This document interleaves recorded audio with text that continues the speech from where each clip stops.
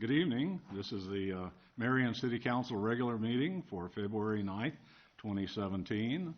I am Joe Spinks, the Mayor Pro Tem. Obviously, the Mayor's not here tonight, so I'll try to fill his shoes and have the meeting go well. First order of business is the Pledge of Allegiance. If you would remove any hats, rise and do the pledge. I pledge allegiance to the flag of the United States of America and to the republic for which it stands, one nation, under God, indivisible, with liberty and justice for all. A roll call, Beth. Mr. Draper. Here. Miss Etzel. Present. Mr. Spinks. Present. Mayor Abouasley. Mr. Brandt. Here. Mr. Nicholson. Ms. Pazur. Here. As per our policy, we'll pause for a minute and have a moment of silence, if you would do the same.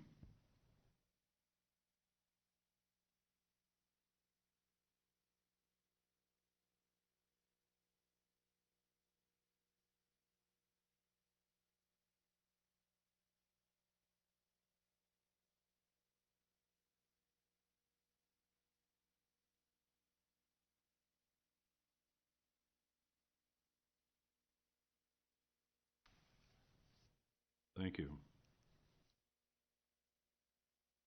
First order of business then will be citizen presentations that are not on the agenda tonight. If you have something of concern that you want to address the council, now is the time to do it, as long as it's not on the agenda for the regular meeting tonight. Is there anyone want to present anything to council?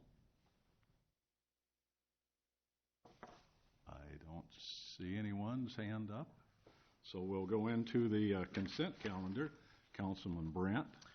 Your Honor, I make a motion to approve the consent calendar as presented, which would be items 1 through 26, including resolutions 25807 through 25822 and 25823 and 25824. Have a second? Second. Discussion on any of these?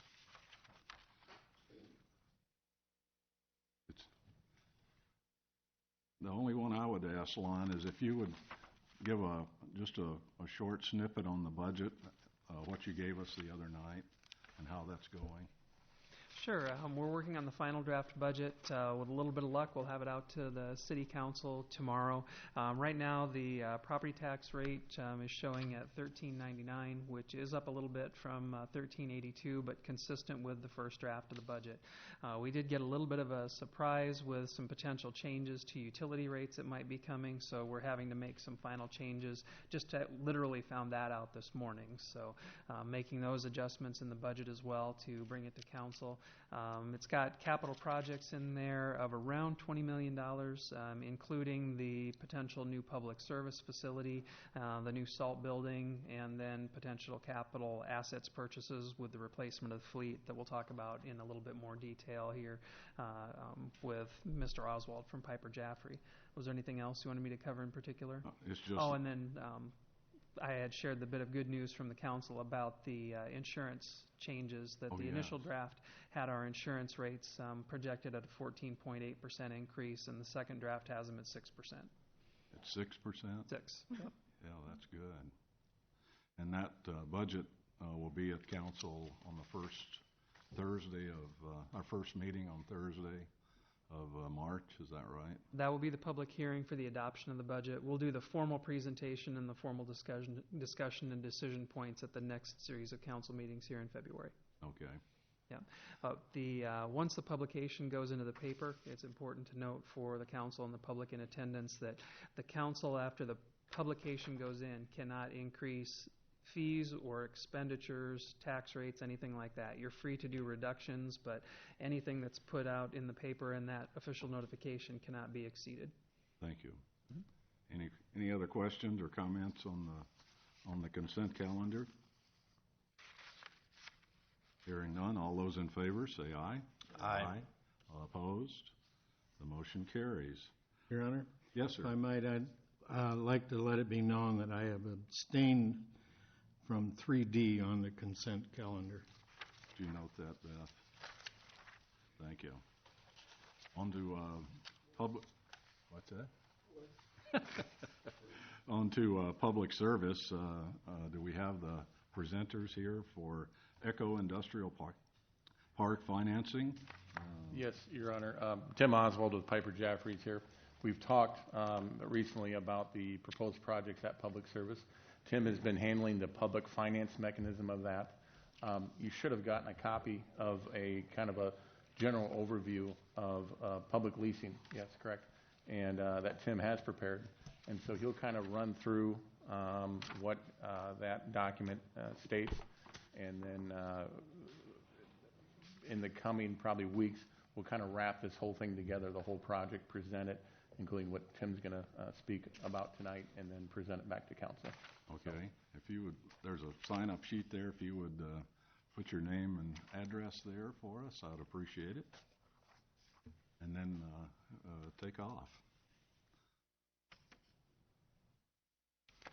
So I thought I would try and explain leasing in its broad aspect or broad review, answer any questions that you might have. But from a ground rule perspective, if I say something that you want to talk about, I would rather you ask it rather than wait till the end. I view this as somewhat of a discussion. So leasing, sometimes we talk about leasing and we forget to talk about what we're talking.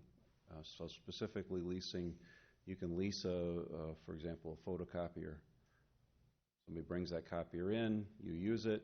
When you're done using it, they come and pick it up and take it away. You don't actually own the asset. You pay what I call rent for that. There are some tax advantages for the person who's leasing that to you. But it's ultimately just a exchange of cash for the use of an asset. In a debt structure, leases, you're acquiring a capital asset that you intend to own after the payment of the lease period. So think about a piece of rolling stock that you might lease for a 5-year payment schedule, but you intend to own it for 20 years or so. In that instance, you're essentially paying debt. It's a debt payment. You're making a rental payment to a third party, but it's in lieu of issuing some sort of other type of debt, and it is simply an instrument of debt. So then you get into kind of some nomenclature, and these tend to get confusing for some. And so lease purchase agreement, that would be an agreement between you and somebody else where you're making a lease payment, and at the end of the time, you will have owned the asset, thus the word purchase. Lease, of course, is something where you make a payment and you use it, and when you're done using it, they take it away. Design build, so now we're talking about construction. You're familiar with the typical form of construction in the governmental world is design, bid, build. So designer, there's a bid process. Council makes the award of the construction, and then that contractor builds the project. In a design build project, in this case, the council, the cities, enters into a purchase agreement where they're going to acquire, when completed, a project that is being designed and built by the same firm. So think about how you would normally maybe hire an engineer and then have a contractor on site. Well, in this case, it might be that the contractor is the one responsible, and then the designer actually works for the contractor. I can bore you with stories as to why people choose one or the other, but I'll skip those for the moment. Then to add a wrinkle to that, there's this concept of turnkey, and that plays into the Iowa law that is somewhat unique in Iowa to other states. And in a turnkey transaction, you agree to acquire a project when it's built to your specifications, thus the turnkey, and not until then do you have a payment obligation. So for those that were around, that's how we arranged the PD project here a few years back.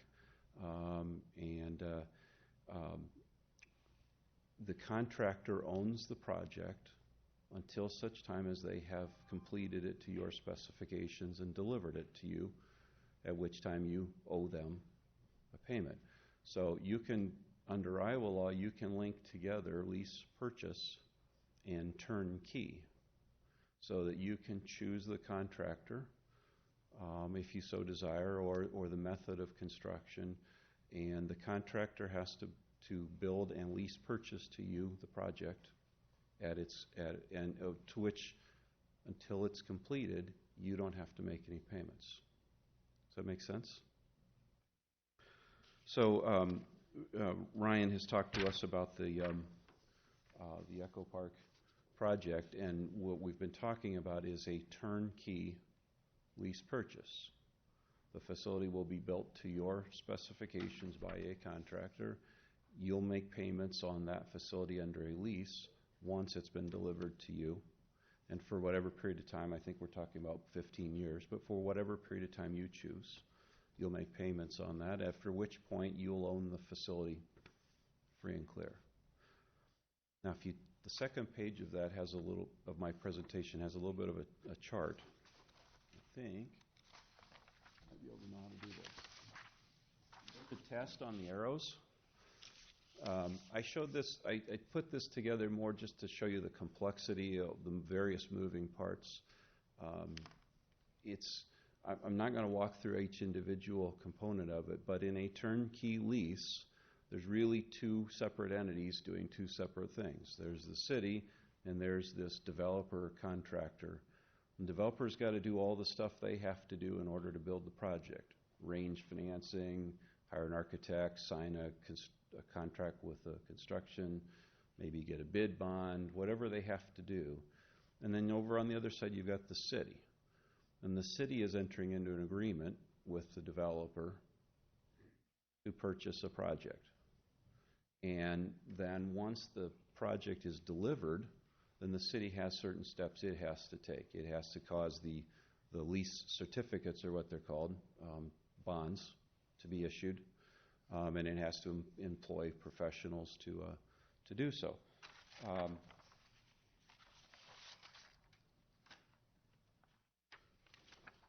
Doing okay so far? Mm-hmm. So projects that are most common for lease purchase, turnkey type projects are typically complicated construction projects, projects where you might have a revenue stream that you need to have coming in that's caused by that project. So think about a hotel, for example. A project where the contractors are unique and specialized, and you want to control who's on your site, make sure that the contractors on your site are the ones you want working on this particular project.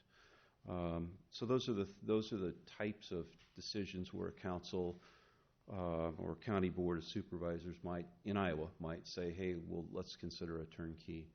I don't think you would be precluded from doing leasing for a broader array of items, but these are the primary things where somebody might consider using a turnkey lease instead of the typical design, build of a project. One other item I failed to mention is timing. Sometimes projects have a specific timeline you need to have them delivered within, and sometimes in those scenarios you want to make sure that you have the contractor that has enough wherewithal to complete the project within that time frame. Does that mean then that you can provide a penalty if they do not complete it as scheduled? I'm sorry, I didn't mean to interrupt you, but yes. Of those penalties?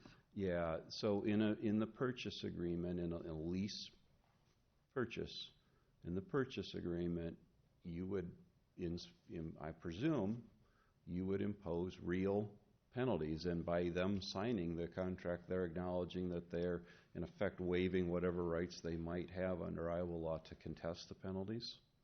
It's one of the things that people like about the turnkey lease avenue is because you can have real penalties.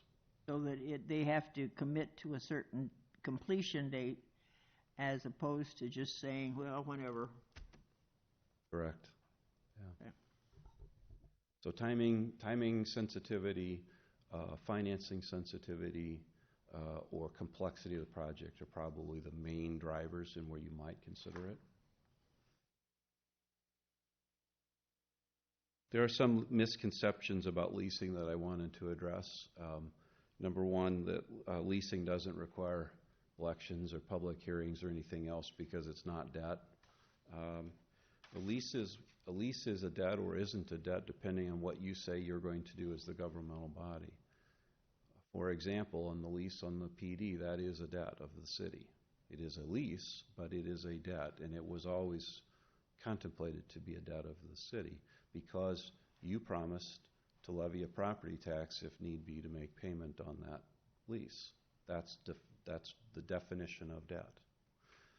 Now, in the Echo Park, I think the project will not be statutory debt because the source of payment is going to be road use tax, sanitation, and sewer. So those three revenue sources don't constitute statutory debt. Does that make sense? But it is not true that a lease doesn't require a public hearing because you have to see through the financing to what you're actually doing, and then you have to follow the statute for that purpose. So if the financing is for a street project, for example, that's an essential corporate purpose of the city. You know that you can hold a financing hearing on that street project. You give 4 days notice, you hold the hearing, you're done. If that financing was for a swimming pool, that's a general corporate purpose, and you know that oftentimes requires a referendum or a reverse referendum or some other mechanism. In that set of facts, a lease doesn't absolve you of the requirements that might include a referendum. Does that make sense? There are tax benefits to leasing companies. That would be true depending on who they're leasing it to. You're being a governmental body. They get no tax benefits for entering into a lease with you. If it's a capital lease. Now, if it's an operating lease, yes, they would have some tax benefits from the structure. But on a capital lease where you're acquiring the facility, you're a governmental body, they don't get any benefits, depreciation or other types of benefits from that transaction. And my favorite one, change orders. In a turnkey lease, you're entering into an agreement to buy a project to your specifications for a price that's agreed upon up front. I think I failed to say that before. The price is agreed upon when you sign the contract. You won't have change orders. You, the purchaser, won't have change orders so long as you don't cause the change order. Now, if you get halfway through a project and you realize, gosh, I really wanted a statue out front and of the council, how's that? Statues. That would be a change order you caused and you would have to pay for, right? But if in the middle of the project the specifications said that there was to be a statue of the council and they failed to factor that into their drawings and they failed to provide money for that, they can't come back to you and say, we need more money. That's their risk. And so one of the things that people like about turnkey is no change orders at the council level. Now, let's be honest. That doesn't mean there aren't change orders. I mean, even well-developed, well-designed projects, you get in the middle of it and you realize, oh, we didn't contemplate this, and there are change orders. So it's just a question of who's taking the risk tied to the change.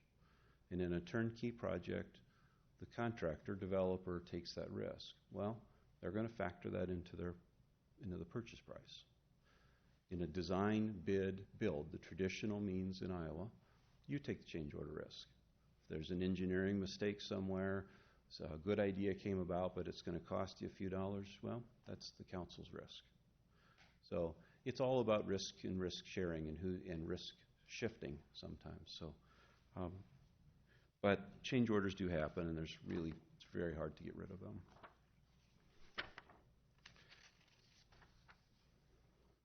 If you were going to start down a lease path, probably there are some questions I'd suggest you start with. Number one, what are your goals? What is it that you're trying to accomplish?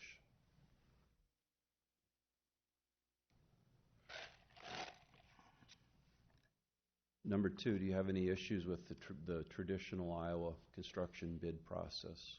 Are there problems with it? The mention about damages, for example. If that's a serious issue for the council, that would be a point you'd check and say, all right, let's talk about how we can avoid that scenario. Leasing might be a scenario.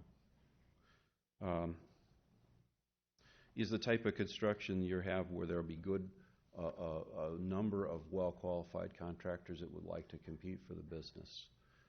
Streets, sanitary sewer, water tend to be areas where there are multiple contractors who are capable of performing.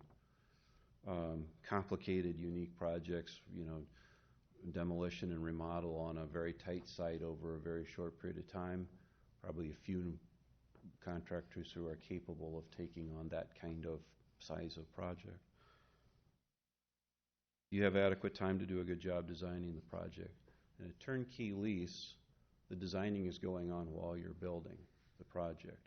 Yeah, there's a basic set of 20% type of drawings that they're working off of, but while they're building, they're designing the project. In the typical project, you design a project and then you bid the project. If you have that kind of time, that would be important, but if you don't have that kind of time, that would lead you towards a lease type structure, if time is a critical factor. And then there's the political question. Does the mayor and council have a preference for a type of form of contract over another, whether it's design bid or it's public bidding of a project?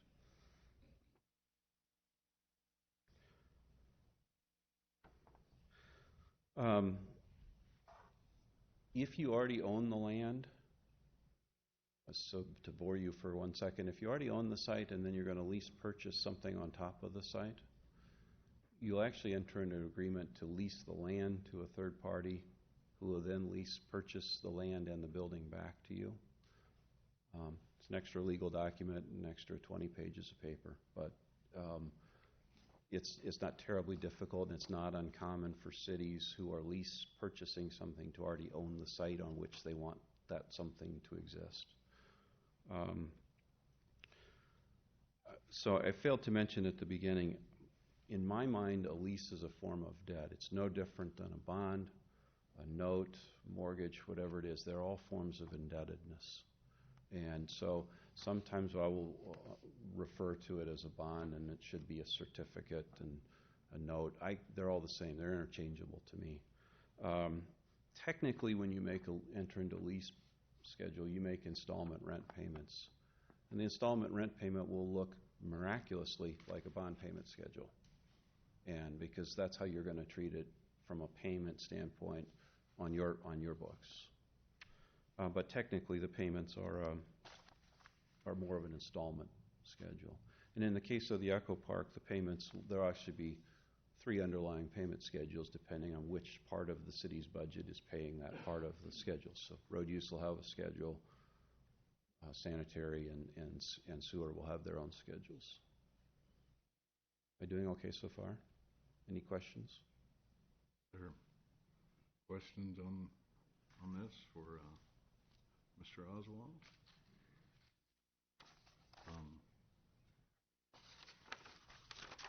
I have a question for Lon. When we budget, how does this, I understand if we bond for something, how we handle that, but what's the difference there? We actually just met with Tim earlier in the meeting to discuss that.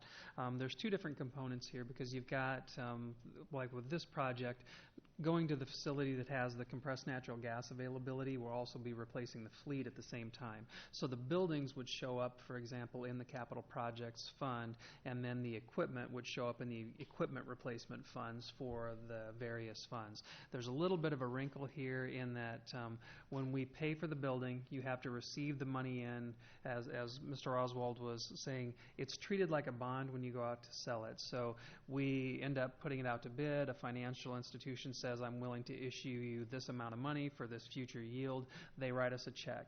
When we receive that, in this case, it would get split out in 3 different ways. Part of it would go to sanitary sewer, part of it would go to the solid waste fund.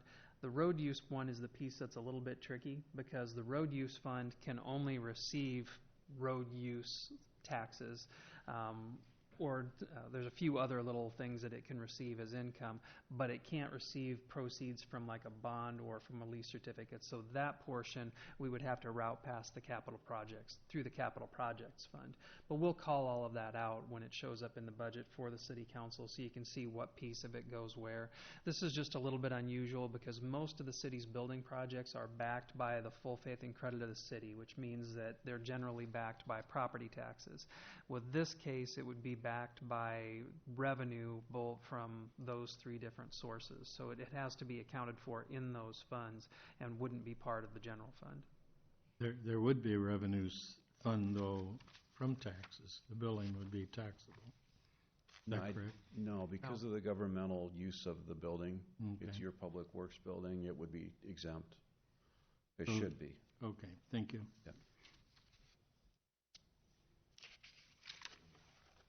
Any other? Brian, I probably jumped the gun. Why don't you do just a little bit, say what this building will do and the equipment that they were talking about? So the whole objective of the project is to provide cost savings to the city. We're taking a look at our transportation fuel. That's the biggest energy component of our operations. So by doing this project, we projected over 15 years, we'll save a minimum of $6.8 million. Now, what our goal is to facilitate the construction of these facilities that will provide for alternative transportation fuels, whether it be compressed natural gas or what have you. And so our goal is when we get done that the energy savings will offset the expenditures associated with the lease payments, as Tim is alluding to. That's our goal, and as you've seen, as we went through, we're pretty close to doing that. Obviously, we have the need to do some modifications to our facilities. We're currently in our tension fabric structure that provides most of the storage for our fleet. That has been determined to be structurally inadequate, as the council has known. Therefore, we have to make we have to do something with our facilities. So we felt this was the most appropriate time to look at this project. So if we can get this built and provide long-term savings, that's what we'd like to do. Okay. When do you foresee this all coming about, Lon? Schedule-wise, that actually getting to the point where we would do a kind of a memorandum with the contractor could be somewhere April-May timeframe, and then probably a year to construct. So we'd be looking at closing on the facility in the next budget year, April, May, June, depending on how the construction schedule actually works out.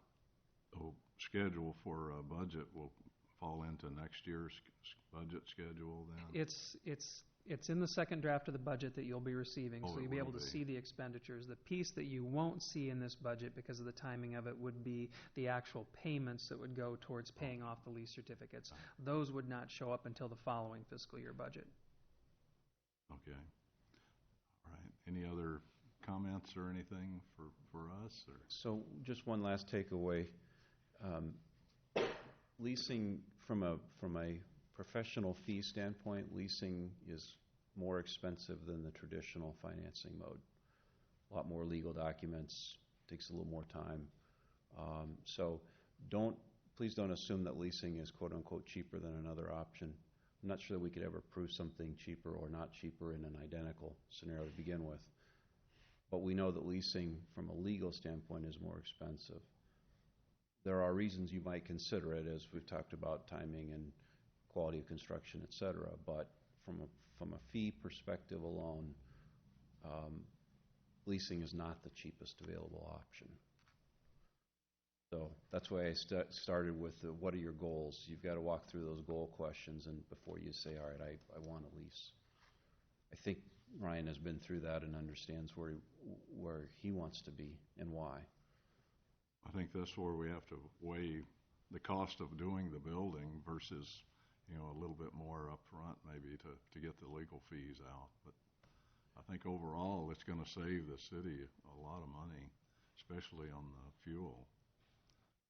Correct, and we looked at other avenues, and Tim's right, leasing is not the most appropriate fit for a lot of models, but with this project, it is unique. Not a lot of people have done this. It's been done, but to build a facility with the type of components that we're using, we need people that specifically know what they're doing, and we need it to perform. And so when we're talking with this amount of capital that we may invest into this facility, we want it to perform. We expect it to perform. So a lot of the components that you'll find in the facility, like the gas monitoring systems, things like that, the fill stations, we expect that to perform for us because it's a big leap for us. So. Okay. Any other questions from council then? No question, but I appreciate your candor, Mr. Oswald, because it, just saying that this is not the way to go and this is going to cost more, and I don't hear that very often. So tonight, there's no action for us then for this, other than to hear the options. No, there's been a lot of questions about how this would be financed and what do these terms actually mean. And, I've expressed before that when you throw around the term lease purchase in the private sector, it means something different than the public sector. So I thought Tim was already going to be over here, and we were going to be meeting with him to talk about the project. Let's have the guy who does these deals talk to the council and explain how those differences play out. Okay, and I appreciate the text that you gave us too. Yeah. Some more to read. I want to hear about those arrows later, okay? Thanks a lot. All right, thank you very much. Moving on, we'll have our first of 5 public hearings tonight. This is a public hearing regarding a request by Genesis Equities LLC to vacate portion of 7th Avenue located between 26th Street and 35th Street and vacate 26th Street between 7th Avenue and 8th Avenue. A request by Genesis Equities LLC. And Tom, if you would give us a report on this, I would appreciate it before we get into the public hearing.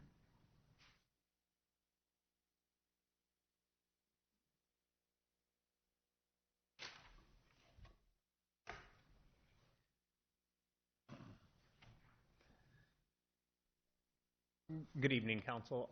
The following is an illustration of the property where the roundabout on 7th Avenue east of Uptown is, the former Marion Iron site here.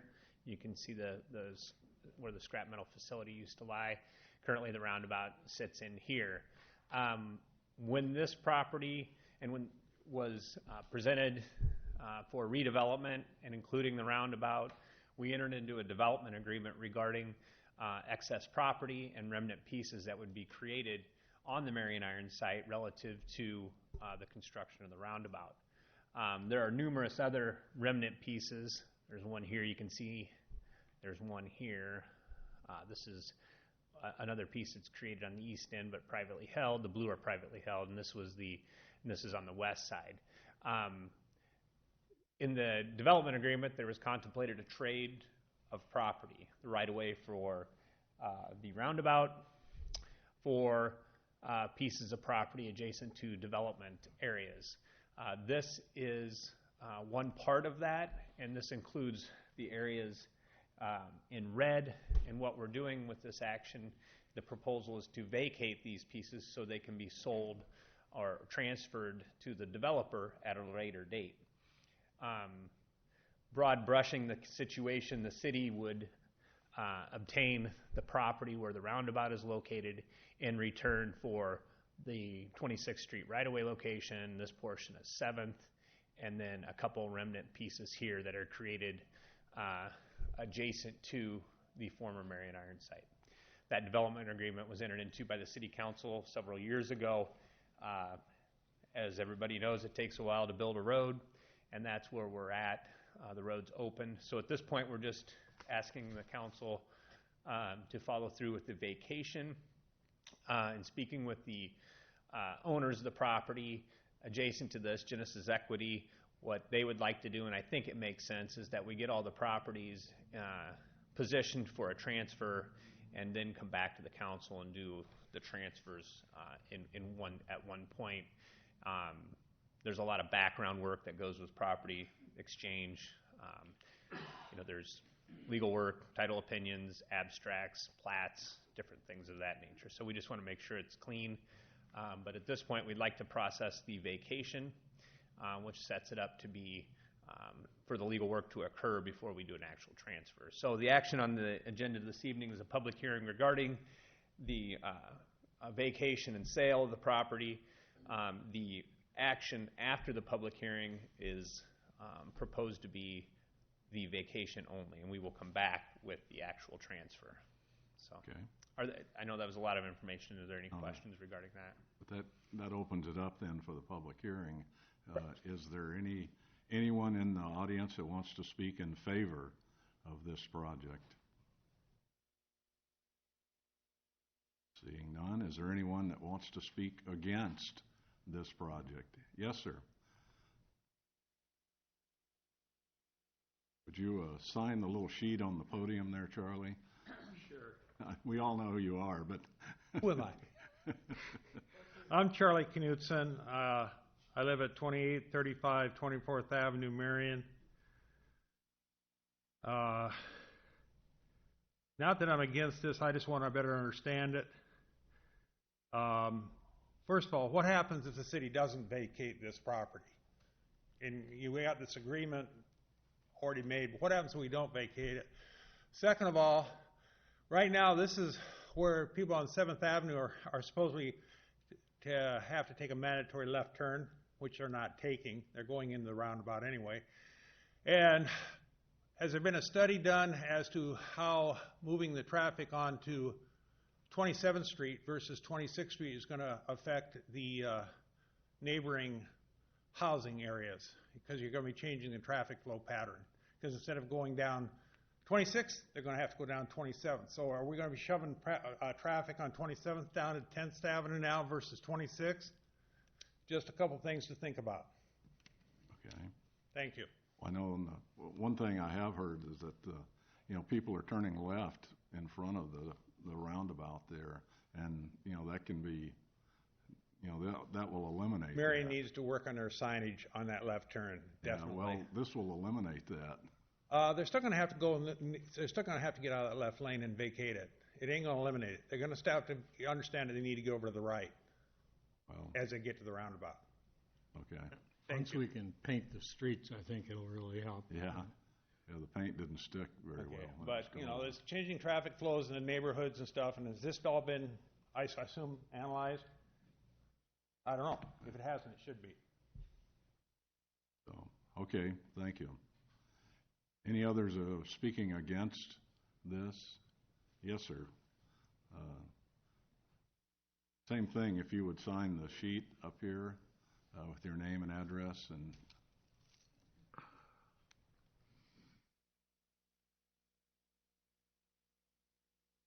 zoomed in too much there.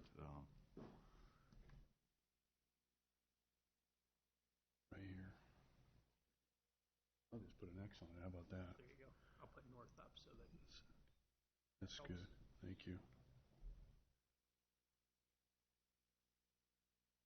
I'm not necessarily here to talk for or against the project. I just want to get some clarification because I own a parcel close by, and just want to have an understanding what's going on, of course, since that is the case. I own this parcel right here on the corner of 27th Street and 8th Avenue. And I received a letter from the city regarding this hearing, but the letter wasn't quite clear. It wasn't clear to me on how this parcel would be affected, if it would be affected at all. So I guess my general question is, how is this parcel affected at all? And if so, how would it be affected? Sir, could I get your name and address, please? Yeah, Darren Garman is my name, and my address is 2505 Silver Oak Trail here in Marion. Do you want to address that, or I know that Genesis is looking at building something across the road from you, but other than that, we'll see what. Well, I'm assuming that this was the notice that you received in the mail. Yep, that's correct. Yeah. So the area that's identified, what we like to do is, and as the council's aware, we do a courtesy mailing to all adjacent property owners, just to alert them that something is going on in their vicinity. So that's what this was. Okay.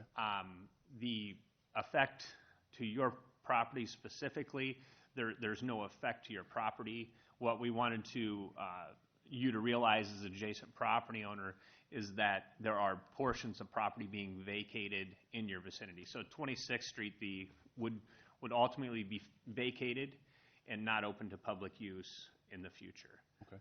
And that would be the impact that I would see affecting you the most, but I don't know if you use that corridor, if that has any effect on you at all, but that's what I would see. Clearly 7th Avenue, the area that's being vacated now isn't even in use, so I don't know that that's affecting anybody any differently than. Not so much me personally, but there's an apartment building on that parcel, and so I'm sure that there'll at some point in time be questions from tenants on some things. So, Yep. Yeah. Okay. All right. Thank you. And we like to do the mailings, as the council knows. Generally, and coming to the public hearing is great too. But a lot of times it's like the people just call and say, "I got this. What's going on?" Because it's sometimes the word it's difficult for us to get the word out on things that are going on. So no, I appreciate you coming though. Do you have a driveway on to 7th Avenue, or is your drive on the side? He's on 8th. 8th, I mean. Yes, we do. Okay.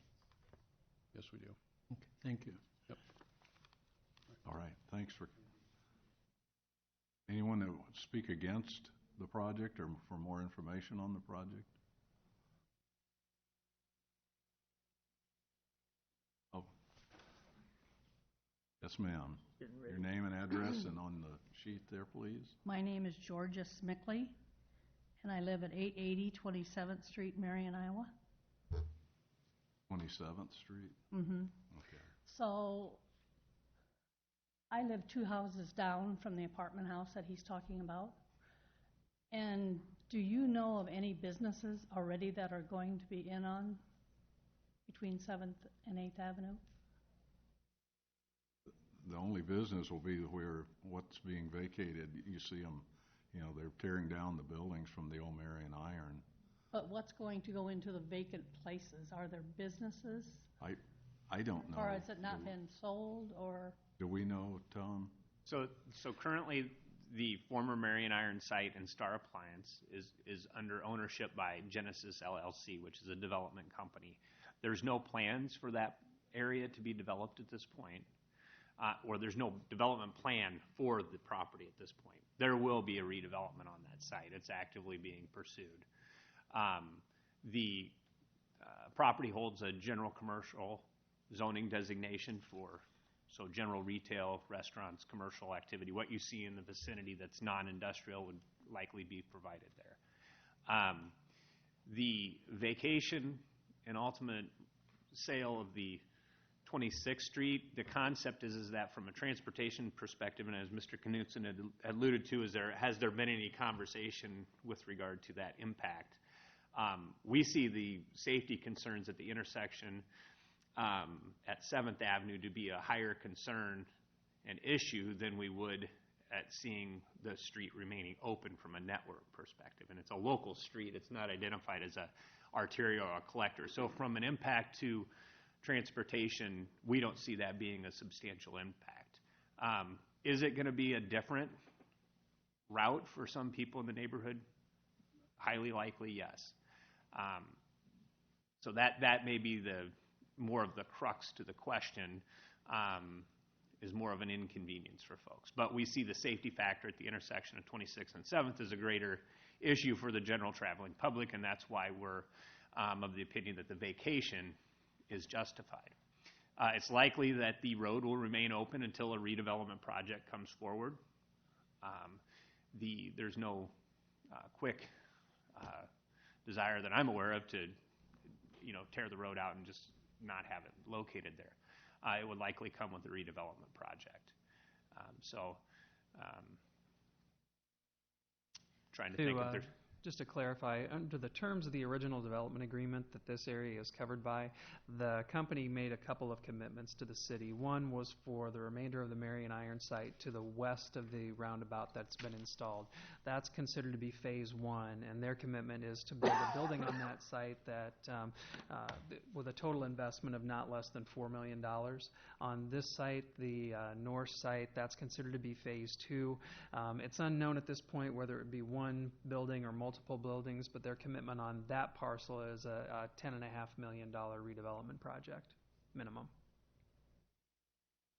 Did that answer your question, ma'am? Yeah, a little bit.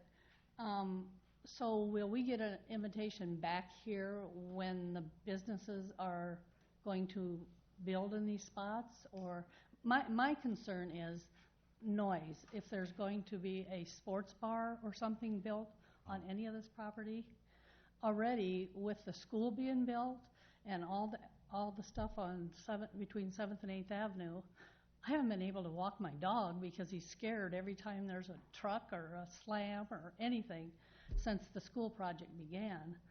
And part of my concern is if it is a sports bar or anything that's built on this property, the noise level, and which I only live a half a block off of 7th, could be loud because they could stay open how late in Marion.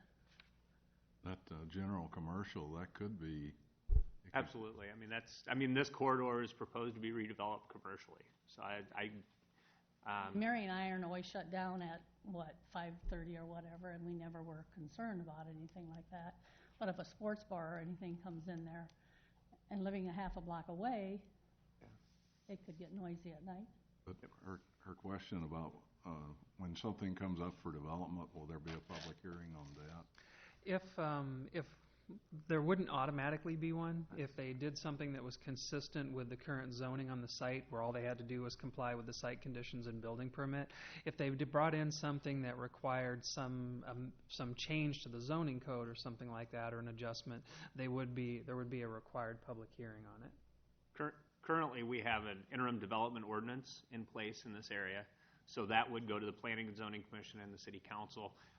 I don't specifically know where you're located, but we generally notify out 250 as the map previously indicated to 300 feet regarding any public hearings. Well, we got the letter, so I was included in that. I'm So sorry, yeah, I didn't mean to interrupt you. that may actually occur under the IDO if something came through. But once we have a plan in place, and we'll probably readopt some zoning in this area, the concept would be that there'd probably be more administrative review of it once the zoning's in place. So Because already with the roundabout where it's at now on beyond 8th Avenue, we have a lot more traffic on 27th Street and 8th Avenue. A lot more traffic. Did you receive a notice for this public hearing? So if she got this, then she'd probably get anything if something else came up. Then if something came to the site while the interim development ordinance is in place, yes. Yeah. After that, and after there's been a rezoning in this area, she may or may not. I can't make any promises on that, but I would try to keep abreast of what's going on in the area. You can always reach out to the phone number in there if you see things going on, or just check in with our staff. Okay. Every couple months or so, if you like. Okay. So Thank as you. Tom said, you would actually have two. The planning and zoning would get this first, get the plans first. So you would have, I'm assuming that she could bring up any issues at that to the planning and zoning. Okay. And then it comes to council then, so you'd have another opportunity. Okay. So thank you for sharing. Thank you. Yes, Charlie. One follow-up question.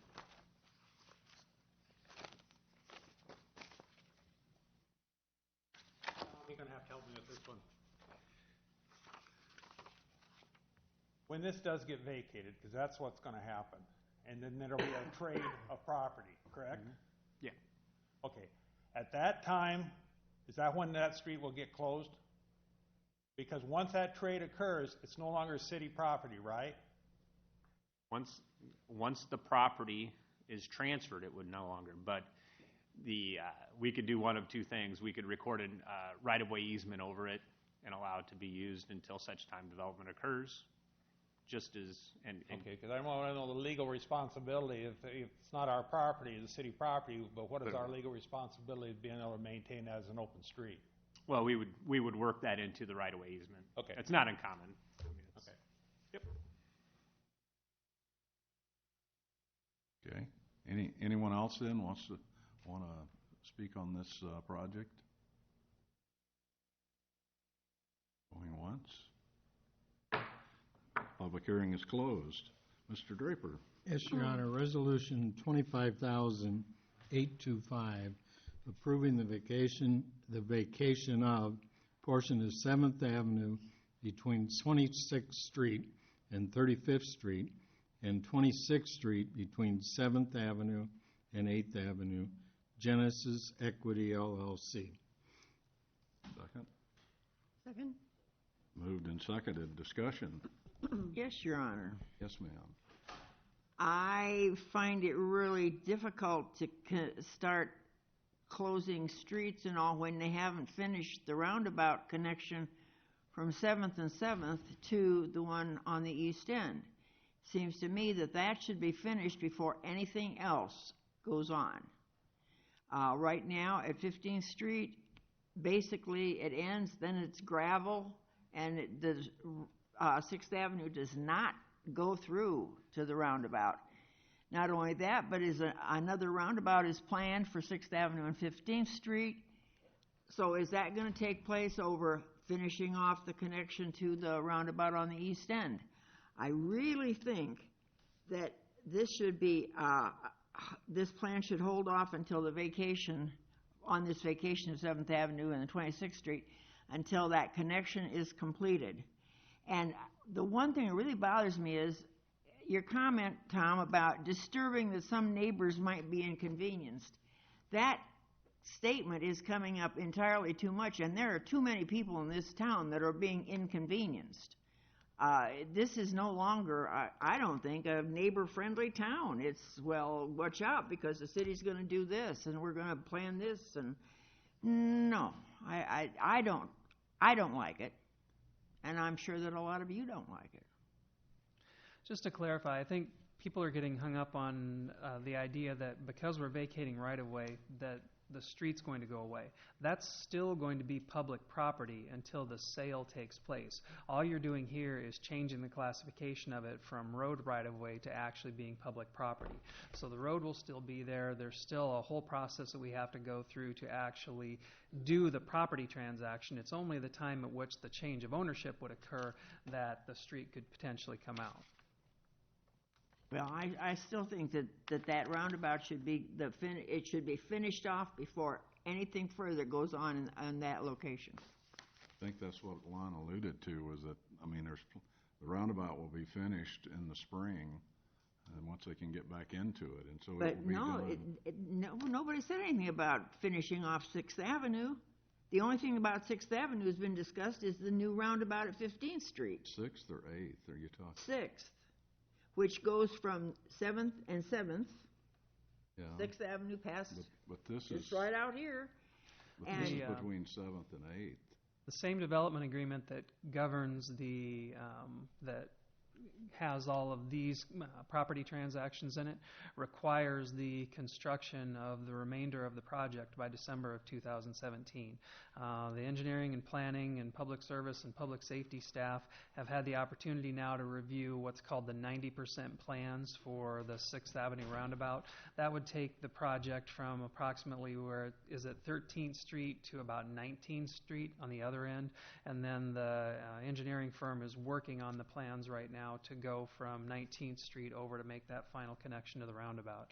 Whether we're able to get that done in one construction season just depends on what the work is like for weather through the construction season, but that's the plan. That's not satisfactory with me. I'm sorry. Any other comments from council? I have one question, Tom, and that's about what gets developed back in there. They won't have a 7th Avenue access road. I don't believe it's planned there's any more access on 7th along the north side So there. that will be closed off, correct? I would point out that regardless of whether this is open or closed, and the connection to 6th Avenue, they have no traffic impact on each other at all. So. Yeah. Okay. Any other comments? Seeing none, all those in favor signify by saying aye. Aye. Aye. Opposed? No. One no. Open the second public hearing regarding rezoning of property located east of Highway 13 and north of Highway 151. It's 5801 Hennessy Parkway from C3 General Commercial to PDS, which is Planned Development Special, Water Rock LLC. And Tom will have a review of this.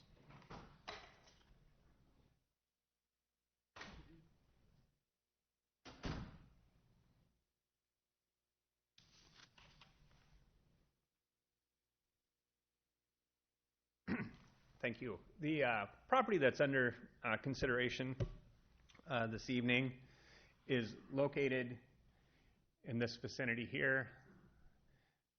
It is currently zoned C3 General Commercial, which would provide everything from a convenience store to a Walmart to a Costco to mid-box, big box commercial development at this location. So I think it's important to point out that the property is currently zoned commercial. There's been a lot of rumors of projects going in there over the years. I think it's really great that we have the project that's being proposed, because the project as proposed requires the property to be rezoned to a planned development district. The planned development district provides, in this instance, is going to provide for all the uses that are provided in a commercial district for the most part, and they were spelled out in the ordinance. In addition, there's a mixed use component to it, which would provide the opportunity for some multifamily residential adjacent to the manufactured housing project or area to the north.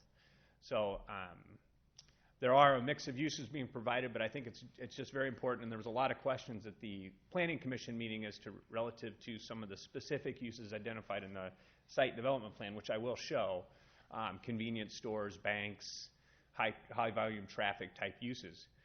The difference between the commercial zoning and the planned development zoning are that this council and the Planning Commission and the adjacent property owners will see the projects as they're brought forward. So the lady that was here earlier speaking had asked if she was going to be able to be notified of that. There's no planned development district on the 7th Avenue corridor right now. With this, if she lived next here, or the neighbors that are out there that have some residential properties, and I'll talk a little bit about that, they will be notified of projects as they come through. So I think that's important to point out. I know some folks at P&Z were really concerned with, because the site plan shows a convenience store at the corner up here on the Hennessy Parkway, and right directly adjacent to the residential properties on the north side of Hennessy Parkway. So it will be a much more intensive use as proposed within this, but the property is marketed as commercial, land use designated as commercial, and currently zoned commercial. So everything's being done is consistent with the planning the city has had for the property. I think that's just a very important point to start the conversation with. As proposed, and I think it's a really exciting project, it's a commercial mixed use development, and I'm going to let the owner and the designer of the project talk to some of the specifics of it, but I'd just like to point out kind of what's the way we'll process this rezoning and kind of the impacts, or not really impacts, but the processing and how we will proceed through council, so there's a solid understanding of how this property will develop. This is the preliminary site development plan. Just for anchor, Tom, the park, mobile home park is right above. So this would be north. Yes. So the manufactured housing is here. The the driving range building is right about here.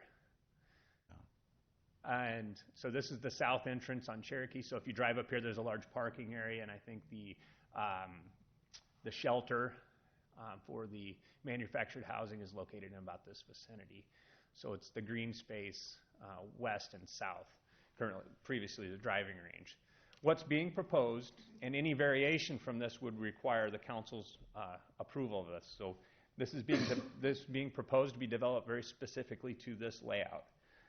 There would be a private street that would come down south and then continue east to Cherokee to provide an internal network. Private meaning the city won't be doing any maintenance on that. We won't have any responsibility for it whatsoever. From that, there'll be lots platted adjacent to that, and they will be able to be subdivided off, and then they'll be developed individually. Or together. They could do a complete phase if they'd like. They do 3 or 4 lots, bring in the site development plans, and the council would see it. We'd hold hearings, notify neighbors, and there'd be conversations about what's going on. I think the highlight of this project, and I think the council's excited about this, is the hotel that's proposed in the center here with some expo space or civic space provided there in the middle, which could be open courts, it could be boat shows, it could be Bedco and City Council annual dinners. At this point, we don't know all the details of that, but they are providing for an area for that type of use. And then, as you can see, there's a substantial amount of parking, so they're provided for the parking as well. So that's a pretty exciting component to this project that we've been working with the developer on for quite some time. The property along the front is being targeted for retail, commercial, and restaurant uses, which I think everybody could probably agree that we're kind of lacking on some of that. The northeast corner is being identified for the potential for additional hotel or multi-family residential, so more of a higher density residential apartment building. So there's options at that point as well. The conversation at this point has been some on-street or some on-site parking with underground parking potentials. So I just spoke a lot about details of the projects. Those are conceptual. As the projects come forward, there may be some changes. Building layouts may change. There may be some shifting of, if this is proposed to be a convenience store and this is a bank, this may not be a bank, it may be a strip center, and this may be a bank. So but that will be brought forward and presented to the city council on a lot by lot and development basis. There's a number of design standards identified in the ordinance, and I think it's important to note that those design standards would be enforced by city code, so we'll review those in conjunction with the developer and their representatives to ensure that they're being developed consistent to what they have provided to the city council and as a part of the project. So it does provide a higher level of review. As you've seen in the ordinance, there's quite a bit of details on that. There are some accommodations that are made as a part of that. The signage is going to, by doing a PUD, they're provided some gateway signage, individual lot signage, and there'll be an internal network of wayfinding signage afforded to the property as a master plan development, which is makes things easier to implement on a per lot basis. And our current sign code gets a little difficult. My assumption is that they're going to have some cross parking agreements with each other that we will monitor and be a part of as well throughout the project. So that's kind of the basis of what's going on. I know the developers are here and would like to make a presentation or a short comments on the project. Is there questions on this? I know it's a large project. We've talked about it for several meetings, and if there's any questions, let me know. I know that we're into the public hearing, but feel free to call me back up if you like. So the public hearing is on the rezoning and the preliminary site development plan. So you have the zoning ordinance was in your packet, quite a bit of information. I showed you the map, and I guess I really didn't talk too much to the zoning map, but as you can see on the north side of the property, there is some residential The yellow is residential. The green is A1, which is large lot residential in this case. And the darker brown is the manufactured housing development. One thing I would point out is they're trying to do the best they can is to keep the buffered or the green space along the north side intact. And maybe if you have questions regarding that, the developer can speak to that issue. But every indication we've had is they're going to try and maintain that buffer. So, As part of the public hearing, do you think it would be better to have the developer come up and then have people speak? I'm thinking that's what I would like to do. yeah, that might. If the developer would come up and talk a little bit about it, and then we'll have anyone that wants to ask questions about it, if the developer would stay up here to answer any. Yep. Okay? And I think he would be included in those four, so that might be the. Yes. I'm going to turn this off, and of course it won't work. Does it ever work, right? If you had a Mac, it would work. Agreed.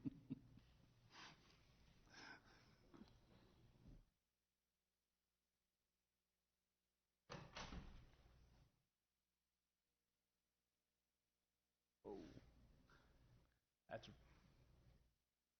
there you go. Hit that occasionally just to keep her up. All right, thank you. Yeah. Why don't you state your name and address and. Brian Ridge, 3062 Kinsale Drive here in Marion, and I'm one of the developers on this. And I have Keith Billick from Shive Hattery, who's done the master planning and can get into the details of this. Yeah. Well, this is the public hearing. If you would just if people have, give a little bit of information about what you're thinking of doing, and then if you guys could stay up here and if people have questions, that you could field those questions for them. Sure. I think Keith has prepared a presentation here, so I'm going to let him give that presentation, then we'll answer all the questions after he presents that. Thank you. Good evening. Again, I'm Keith Billick with Shive Hattery. I'm a landscape architect, urban planner, and again, just as Brian indicated and as Tom indicated, I've got just a brief presentation here. I know, putting this information together, I know there's a lot of information in the packet, so I just wanted to hit on some of the highlights of what we've got here. So basically within it, you'll notice there's 5 main objectives for this project. When Brian came to us and started talking to us about what his ideas were for the project, he had some pretty specific thoughts. And some of those were, again, that he wanted the buildings to really look unique across the development and look unique to the community. So we're not just putting a front on because of the way that this project develops. The buildings are designed on all 4 sides. So we're giving them that architectural detail on all the sides of it because they're really viewed from all sides. Additionally, as Tom kind of indicated, one of the things we've been looking at is how do we deal with parking? As you can see, even though we've tried to be a little on the innovative side, we still do have adequate parking, but we are looking at doing shared parking across the site so that each individual site may not meet the city's minimum requirements of parking, but collectively the entire site will. And part of that is because of that mix of uses with the residential, with the hotel, with this event space. Those are going to be active at different times of the day and different days of the week. And so we wanted to be able to maximize that parking, but also maximize the space and the pedestrian space within the site and try to condense that parking down into those spaces that it could be. Additionally, as Tom kind of also indicated, we've taken a look at the signage, the landscaping, and other amenities, whether it be benches, light poles, and that kind of stuff, to have them be cohesive across the entire project. So again, even though this may develop individually lot-wise, what we're looking to do is make sure that they all still continue to look exactly the same when they're done and not look as though it was done piecemeal. We're going to be doing this cross-access easement, and part of that is to help minimize curb cuts into the site and on the site. So we're able to have those access points be more thoughtful and more innovative or intentional versus having kind of thought about it at the last minute. So by having these access agreements across the site, it allows us to set those and be very, very specific about where those happen. Likewise, detention and retention on site. Taking a look at, again, looking at this as an entire project, not as an individual pad site or individual sites. With the creek that we have right in front of us, we've got a significant wetland area now and waterway area, so that becomes part of that process. But it also makes it very difficult to figure out how do we keep the water before getting into there. It's direct in there, so we're trying to make sure that collectively, again, across the site, that the stormwater is meeting or exceeding the city's requirements, but it's done as a project as a whole, maybe not on a case-by-case basis. We're still working out those details. Another kind of a picture of the rendering or the site plan as we've got it, as Tom indicated and as Brian indicated, there is a mix of uses. So there's everything from the residential to general commercial, what we're calling event space, the hotel, bank, and possibly a convenience store. So again, we're trying to look at what might be on site and plan for that. Right now, we don't have anything specific, but we're looking at basically a mix of uses that have that unified atmosphere, both with the buildings as well as the public spaces outside of the buildings, the parking lots, the walkways, that kind of thing. Some of the other things that we're looking at, again, from the architectural details, again, trying to not be specific. These are more guidelines versus standards. So we're just trying to suggest what may be and talk about the elements that could be in there. That way we have a significant piece, not only from the components of the building, but also from the materials of the buildings, as well as you'll see some of the other materials as we're looking at. But again, the idea is that it's a modern clean line building, a basic box form, but that box form then can be modified and can be adapted to fit the specific needs of the business, but again, still be consistent with the development as a whole. Site amenities, those being the benches, the trash receptacles, bike racks, things like that. Again, having a consistent feel, not necessarily a specific manufacturer, but having a consistent look, material, and color that works throughout the entire project. And again, bringing that whole continuity to the project.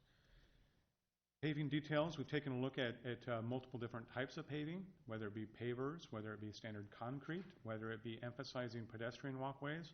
But what we're looking at doing is doing a unique palette that creates and emphasizes different activities. We have some porous pavement or permeable pavers in parking lot or in the parking stall areas. That helps with our stormwater. It also starts to define those. Within our highest traffic areas, we're using just standard concrete. Within our pedestrian areas, we're going in with those crosswalks, possibly raised crosswalks, and an enhanced pavement pattern and paver. That way, again, emphasizing and indicating to drivers and to people that that there's something happening or some change in that space, or making sure that the pedestrian does understand the safest place to cross. So, looking at how that all works.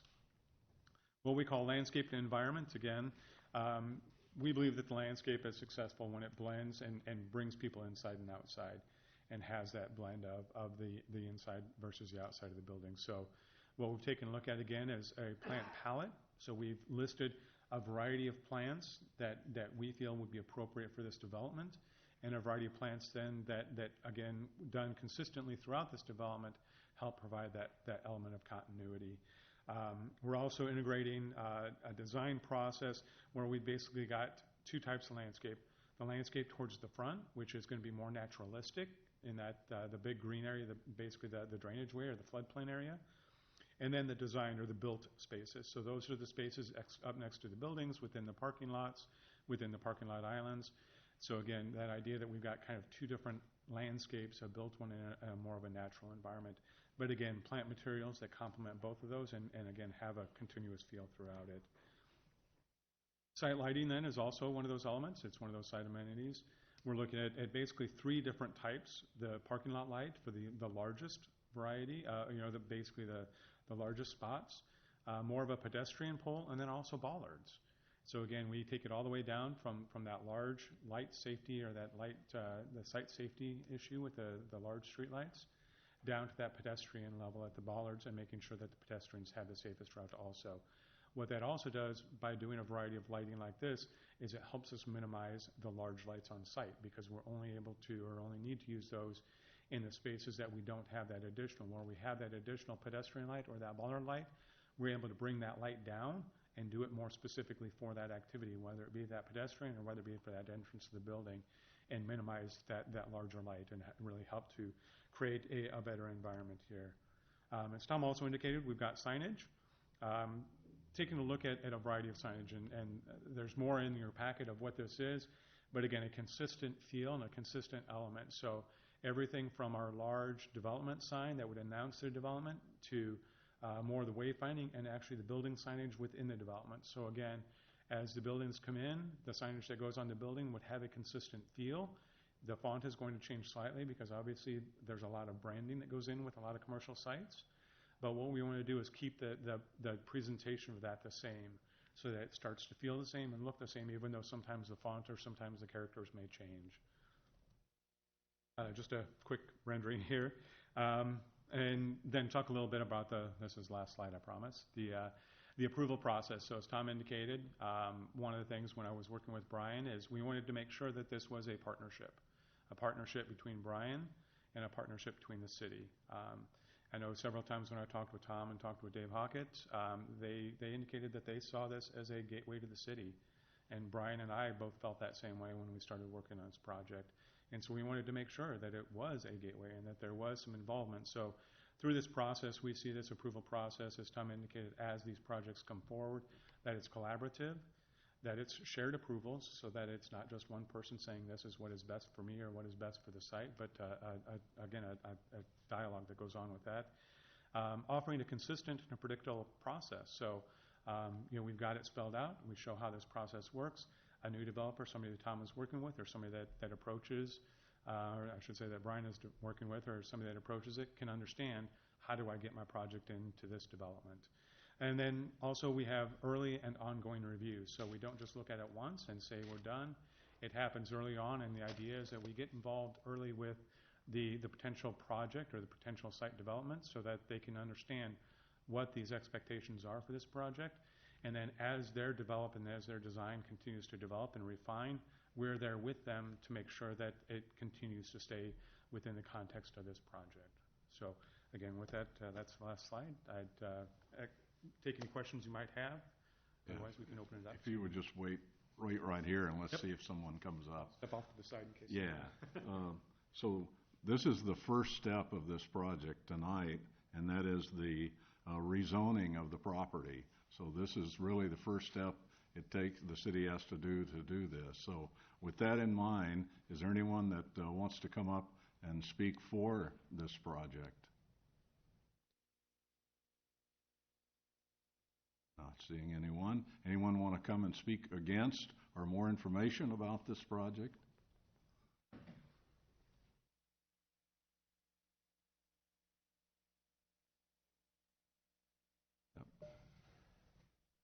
Name and address and... Mike Peterson, 3460 27th Avenue, Marion, Iowa.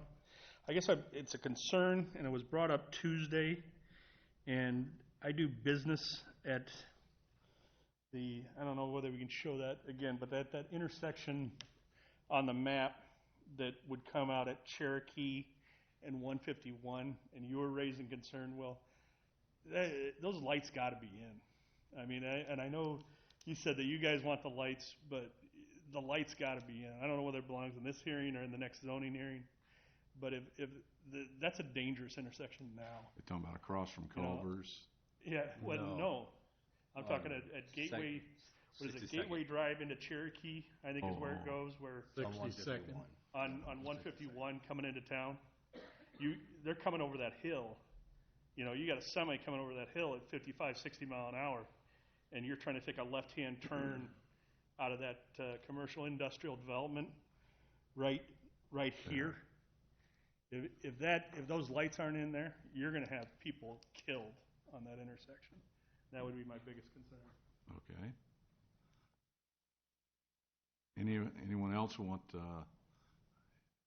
additional information? If you take our pen, boy, I tell you. At least you brought it back. Didn't want to get arrested. Anyone else want additional information or speak against the project? Not seeing any. Gentlemen, I thank you very much for have the public showing for really the first view of it. And this is our first step, is doing the zoning. So thank you very much. Thank you. And with that, I'll close the public hearing. And Ms. Edsel. Do it on the motion. Sure. Sure. This is ordinance number 1704, amending the Marion Code of Ordinances to rezone property located east of Highway 13 and north of Highway 151, 5801 Hennessy Parkway in Marion, Lynn County, Iowa, from C3 General Commercial to PDS Plan Development Special Water Rock LLC. Initial consideration. Second. Moved and seconded. Discussion from council. Do we want to discuss here or discuss in the next one? What's The preliminary site plan. Oh. I don't know, it doesn't matter, I guess. Okay. Well, this is just the zoning. Let's do it at the next one. That's fine with me. Yes. Yeah, I was just wondering, this is a large development. Have you done anything like this before?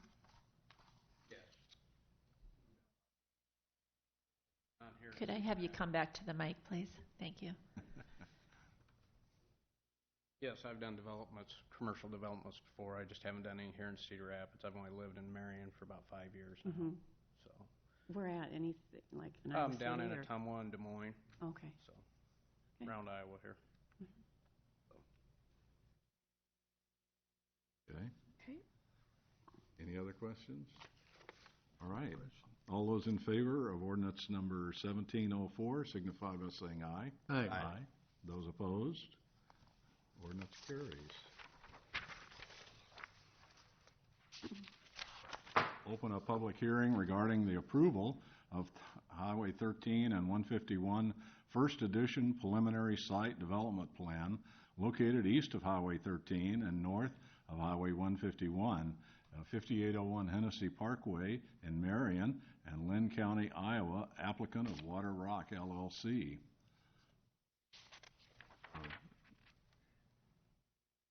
So this is the second step of the process.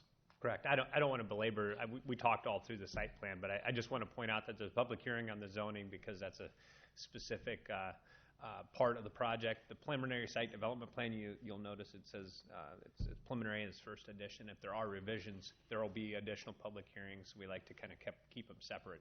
So just so you know why we're having two public hearings. So one was just on the zoning and creating the ordinance that will regulate. The second is the preliminary site development plan, which we will keep on file, and if changes occur, we'll make amendments to that preliminary site development plan. So there is a reason for two public hearings. There usually is. Yeah. Okay, anyone in the audience want to speak for this project as far as the site development plan? Those in the audience want to speak against this project, the site development plan? Hearing any? I'll close the public hearing. Ms. Pazur is going to fill in for me tonight. Joe, you're unfillable. Your Honor, I move to approve Resolution 25,826 approving 13 and 151 First Edition Preliminary Site Development Plan located east of Highway 13 and north of Highway 151, 5801 Hennessy Parkway in Marion, Lynn County, Iowa, applicant being the Water Rock LLC. Second. Moved and seconded. I think we've had enough from staff. What was your discussion? I guess I have a question to bring up the lights at Cherokee. Do you have, what's your thoughts or your plans or traffic studies, that type of thing, please? We've completed a comprehensive traffic study on that area, and we've submitted it to the city. And I think the process, it goes from the city to the DOT, and the DOT will have the final decision on whether those signals go in or not. Currently, the study, as I mentioned on Tuesday, the signals are actually not warranted at this time, but may be within a few years. We'll have to work through that process with the DOT. If we're willing to push those forward, they may be willing to do that. I would think that since this is similar to other projects where the light is over the hill, that maybe we put the flashers on the top of on the hill east of that location, so when they come over the hill, they'll know if the light's going to change. It may be as part of that we do a preamp light, yeah. Yeah, since we've done it on two other places there, that would probably be something we'd want to add. That'll be the easy part of the process. Yeah. During construction, if they're having construction vehicles use Cherokee to get in and out onto 151, is there a way to do, I mean, is it allowed with the DOT to put up like construction zone signs to like warn people coming up over that hill? Yeah, we'll require construction zone, trucks turning signs, so forth. But we can do that alert the without public. DOT. Yeah. Pardon? Do we have to get DOT permission to put those Actually, things the up? developer will probably do it as part of their project with permitting from the DOT. Okay. That'll be a process we have to go through in the permitting, is they'll require some warning signs, so Okay. that'll be part of our construction process. Gotcha. And then, as far as like the buffer between Tennessee Parkway and the property, are you planning on just having trees and shrubs? Are you looking at a berm possibly? Well, the way it currently lays, there's a nice established line of trees across there on the north side and on the east side, and we intend to leave them. And with the grading plan, what it looks like there, that'll create somewhat of a berm with the way we're going to have cut and fill on the site. Okay, and then lots of concrete. What's the snow removal plan? Do you have designated areas to push snow? Yeah, we're working through that. Part of that is we really went into how we're going to store the stormwater and that type of stuff, and we've got a real comprehensive plan on how we're going to take care of all that. That's will be laid out in the future, as how that's all handled in the construction documents. Okay. I think that's all I got. I'm excited for it. Thank you. Paul? Yeah, I have one question. Dan, have we not talked to them as well about reducing that speed limit maybe from Culver's in? Yeah, what you received on Tuesday, that report laid that all out. Yeah. The only real reduction was from the north coming south. The other two legs really did not receive much change. That was based on their study, and that's what they're recommending, and we're asking for you to concur. As the development occurs out there, they'll probably want to do another study in a couple years. So. We took in consideration all of the Linn-Mar school buses that use 62nd Street.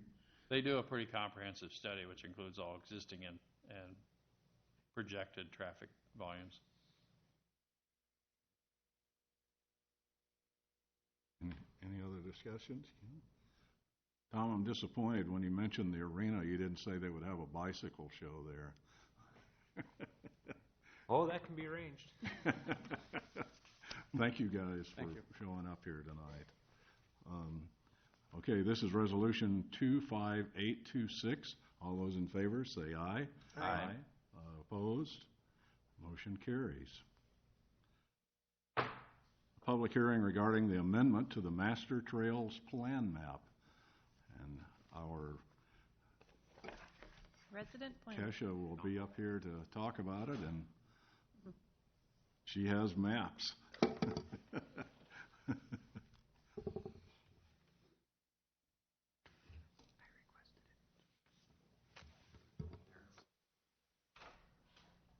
Sorry, I'm blocking you guys from staff.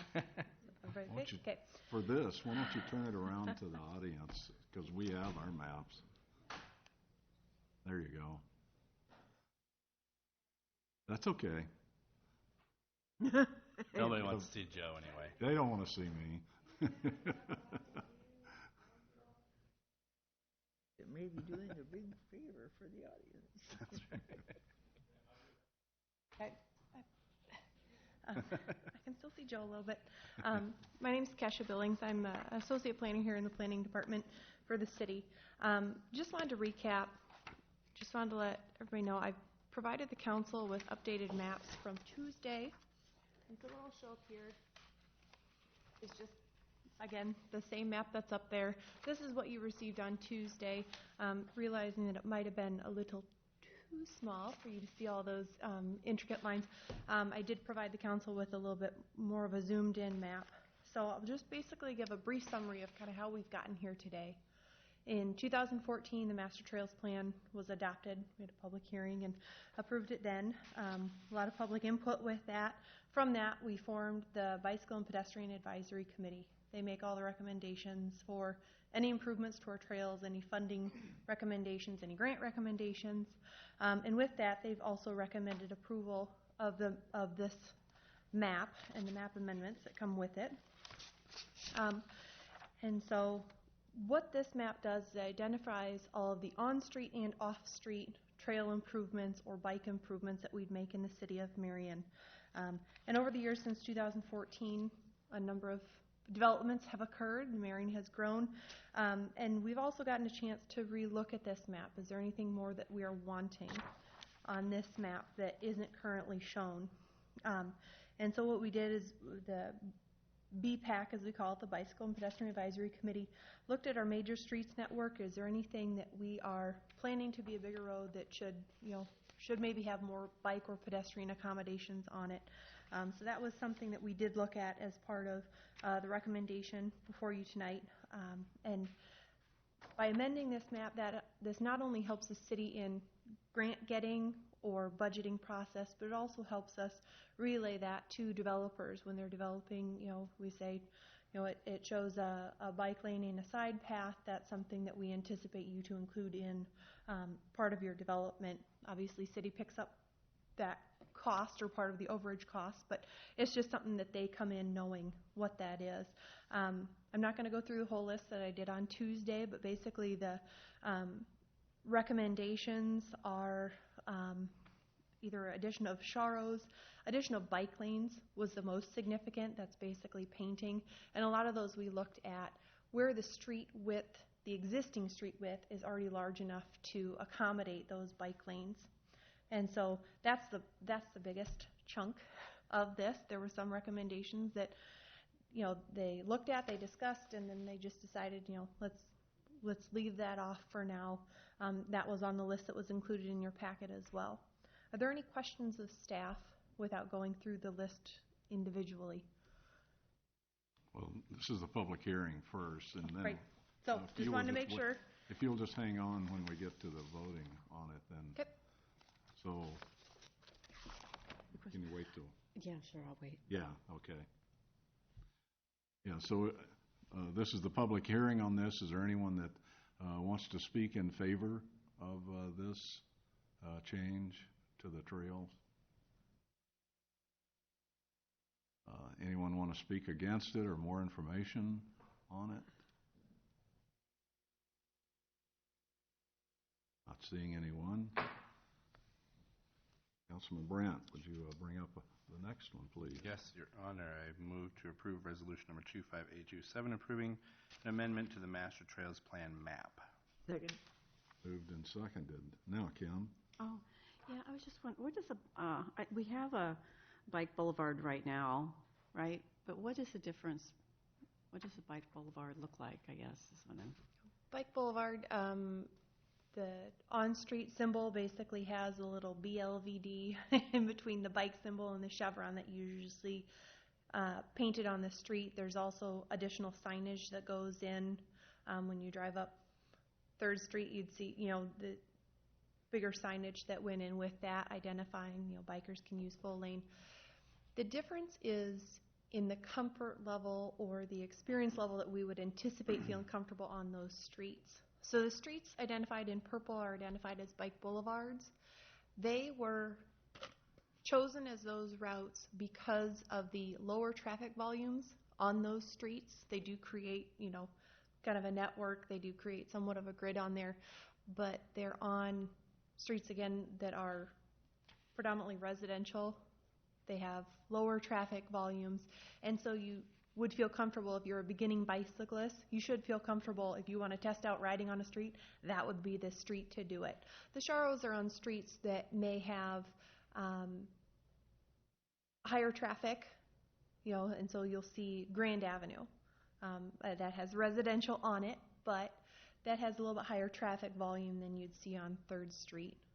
And so it's kind of an indication to travelers, to cyclists, that, okay, it's kind of like the skiing level. Okay, I was comfortable on the purple. Now let's up it to the orange. Notice there's, It's just an increase in either the traffic volumes or maybe the speeds or something. I noticed they're by schools, so, yeah. Yep. for the Yep. kids And to we ride. tried to, with the original Master Trails plan, we tried to have a route adjacent to or passing by every one of the schools, and a lot of that was achieved with the bike boulevards without doing full-scale 8-foot or 10-foot side paths, acquiring all that right away. This is the next step up. Any other questions for Kesha? Seeing none, all those in favor of Resolution 25827 signify by saying aye. Aye. Those opposed? Motion carries.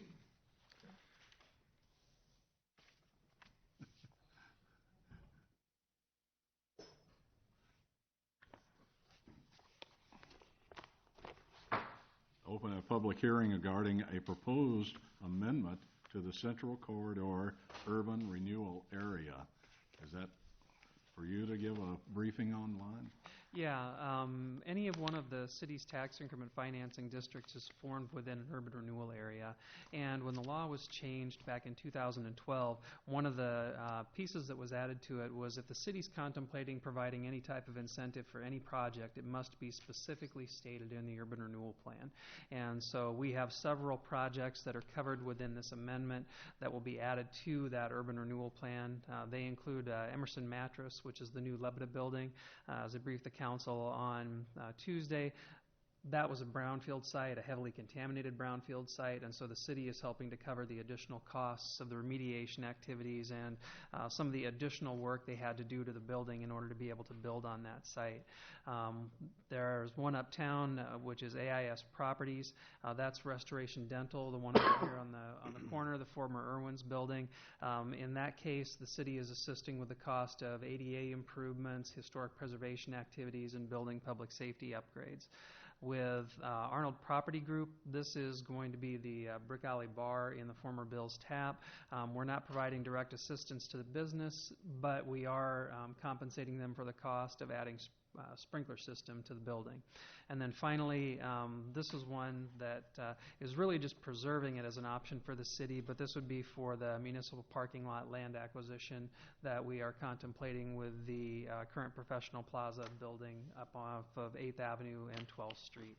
It's not anticipated that we would use tax increment financing revenue for that one at this time, but the option is open there for us if the council would choose to do that in the future. Okay. Does anyone in the audience want to speak in favor of this proposed amendment? Not seeing anyone. Anyone want to speak against it or more information on this? See anyone? Public hearing is closed. Councilperson Pazur. Your Honor, I move to approve Resolution 25,828, approving an urban renewal plan amendment for the Central Corridor Urban Renewal Area. Second? Moved and seconded. Discussion from council. Seeing none. This was the one that we renamed, correct? This was the It was one of the two districts that we had combined, and then with the recent Supreme Court decision, we elected to unwind them again, so it went back to being Central Corridor. Yes. Yep. So it Nicer names what name. it covers now. Any other discussion? This is Resolution 25828. All those in favor say aye. Aye. Those against say no. Open another public hearing regarding the proposed amendment to the development agreement with TWG, the Winslet Group Incorporated. Again, a briefing? Yeah, the There are two senior housing projects under construction over on Blair's Ferry Road, one with TWG and then the other one with Full Circle Communities. And as part of both of those projects, they had applied for and received senior housing tax credits from the state through the Iowa Finance Authority. To qualify for those credits, a community match is required of 7% of the amount of the total project cost. When the TWG one got underway, and this is the one behind the Casey's right off of Blair's Ferry Road, the project costs went up because of some of the things that they encountered on the site conditions, and so the value of the project went up, the construction costs went up. In order to make sure that our match ratio stays in there at the required 7%, we're increasing their eligibility for tax rebates from $650,000 to $705,000. As I said, the value of the project has also increased, so it is still self-contained. Their taxes will still be rebated to pay for that incentive. Okay. With that being said, does there anyone want to speak for this project or this proposed amendment? Not seeing anyone. Anyone want to speak against or more information on this project? Not seeing anyone. Public hearing is closed. Councilman Draper. I just wanted to tell you that's your last public hearing, Mayor, for tonight. So.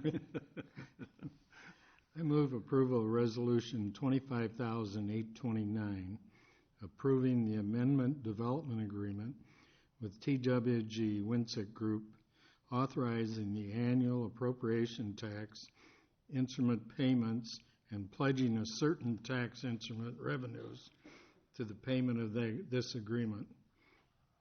Second. Moved and seconded. The council discussion. I don't see any.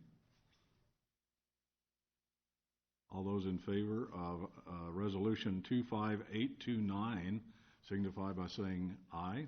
Aye. Opposed? Carries. Councilperson Edsel. Yes, Your Honor, I move to approve Resolution Number 25830, declaring necessity and providing for notice of hearing on proposed urban revitalization plan for the 2017 multi-residential urban revitalization area. Second. Moved and seconded. You want to unwind those words a minute, a little bit? And yeah, this is the scenic development senior housing complex that's under construction on Alburnett Road.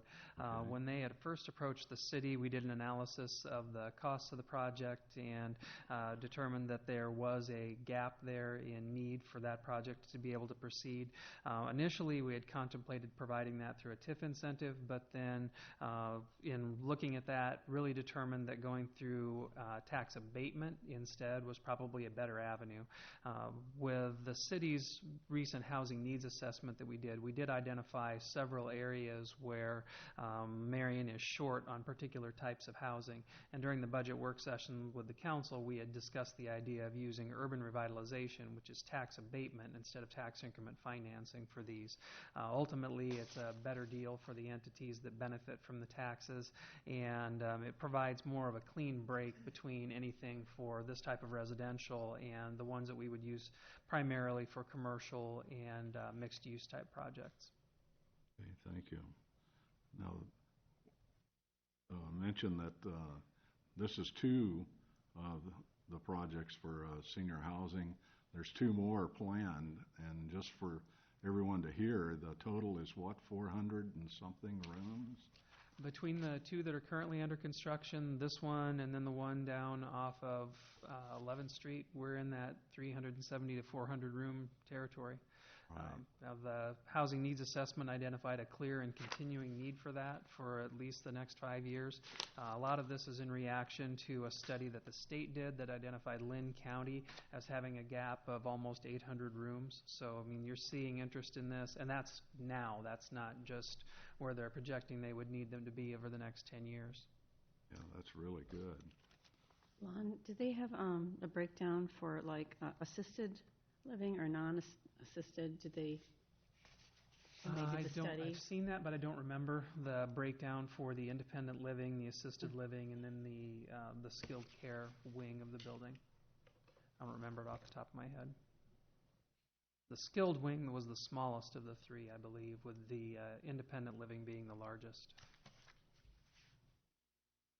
Any other discussions on this one?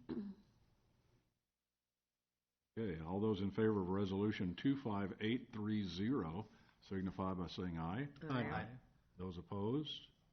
Motion carries. Your Honor, I move to receive and file a purchase offer regarding the 44th Street property, which is the former Fiberite site by KTRO Incorporated. Second? Second. Moved and seconded. I just wanted to mention, I know that we discussed this in a bit of detail with the council on Tuesday. If you have feedback on it, we've got an obligation to get back to the potential purchaser. So send me an email if there are conditions or things that you might like to see in a purchase agreement, or if you have ideas. I'd like to be able to get back to them, Monday or Tuesday of next week, so that it's not just hanging out there. Okay. But you're not going to be here Monday or Tuesday next week. I'll have access to email, and I'll be. Sure. The response for this will come through our commercial realtor. So any other discussions on this one then? All those in favor of the receive and file signify by saying aye. Aye. Those opposed? Discussion time. You have Oh, you make me go first. Okay.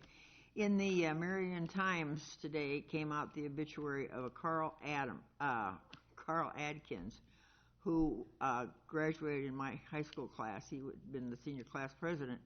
His father was the owner of the building that housed Irwin's for many years, Adkins Men's Store. And one occasion, Dell was a real innovator as far as men's and boys' clothing. And he had gotten in a supply of, do you remember the bib overalls that were blue and white striped? Remember those? Mm-hmm. Well, he got in jeans that were the blue and white striped. So he had Carl and another class member wear them to school, and the principal made them go home and change because they were too disruptive. He was a published author of poems, and there is one poem that has me involved, and I won't go into that right now. Secondly, this collective bargaining bill, is this going, how long are our current contracts with the unions? The first one that would expire would be the fire one. The ones that we just did with AFSCME and police, I believe, were 4 years each, so we're in the first year of each of those agreements. I think we've got this, I believe, is the final year for fire. I'd have to look and see for sure, but they were on a staggered schedule. AFSCME and police were together, but fire was a little bit ahead. Okay, so those will still remain no matter what the legislature does, right? We're bound by the terms of the previously agreed contracts until they run out. Until they're done, yep. Okay, thank you. You done? Yes. Will? I don't have anything tonight. Oh, okay. Nothing. No, Kim? History lesson? I always have a couple of things. I was writing checks this week, and Carolyn says, this is 2017. I had my years wrong on them. And I began to think... 17? Yeah. It wasn't yours. I began to think about 1917, 100 years ago.